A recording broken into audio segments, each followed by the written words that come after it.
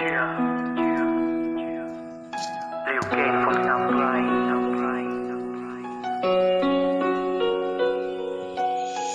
Đây là một bài nhạc mà con muốn dành cho ba mẹ. Đó là những gì thật nhất mà con muốn ba mẹ biết được. For real, ba không thích con chia xe độ vì sợ sẽ có lúc con té. Xin lỗi ba vì lời ba dạy mà con cả lời con không nghe. Mẹ không thích con hay đi bảo vì sợ ngày mai con sẽ không về. Xin lỗi mẹ đam mê con chọn, từ bỏ là điều không dễ nhưng ba mẹ ơi vì đam mê làm sao mà con bỏ được. Chiếc xe 5 lần đương kim vẫn là điều mà con ao ước. Ba mẹ ơi hãy hiểu cho con, đam mê con không thể từ bỏ.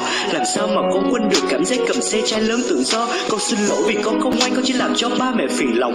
2-3 giờ sáng con rời khỏi nhà đi giật xe ở cung đường nóng. Ba mẹ sợ mỗi khi ra xe không bình tĩnh con sẽ rớt ngại. Ba mẹ sợ con chỉ ham chơi không lo gì đến cho tương lai. Đêm nay con sẽ không về, mẹ đừng thức khuya đợi chờ con. Ngoài kia hàng trăm anh em xếp hàng thẳng lối đang gọi con, dù ngoài thiên hạ không có là ai. Trong mắt mẹ con luôn nhỏ bé, dù cho con có là idol, người con thương nhất vẫn là mẹ. Gia đình là nơi thiêng liêng đến độ mọi thứ con không từ bỏ. Gia đình là nơi thiêng liêng đến độ mọi thứ con không từ bỏ.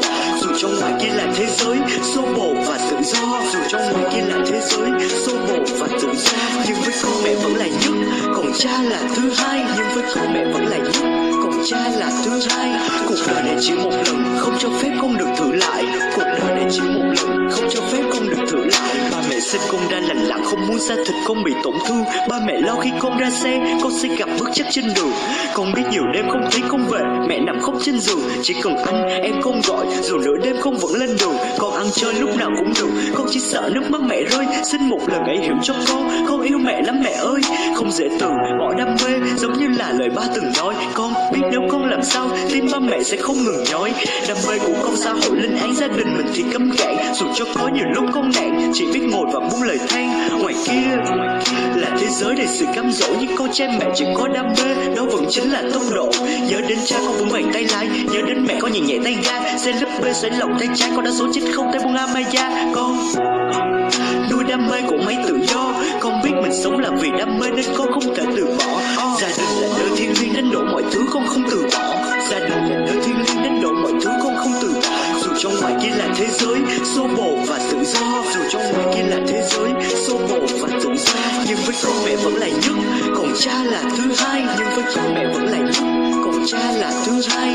Cuộc đời này chỉ một lần, không cho phép con được thử lại. Cuộc đời này chỉ một lần, không cho phép con được thử lại. Nếu cho con lần nữa lựa chọn, con sẽ vẫn chọn lại là đam mê. Nếu cho con được chọn lần nữa, con sẽ vẫn là con ba mẹ. Con biết vì con nhiều đêm mẹ khóc, con xin lỗi vì con không ngoan khi cho ba suy nghĩ đến bạch tóc. Con lần nữa lựa chọn, con sẽ vẫn chọn lại là đam mê. Nếu cho con được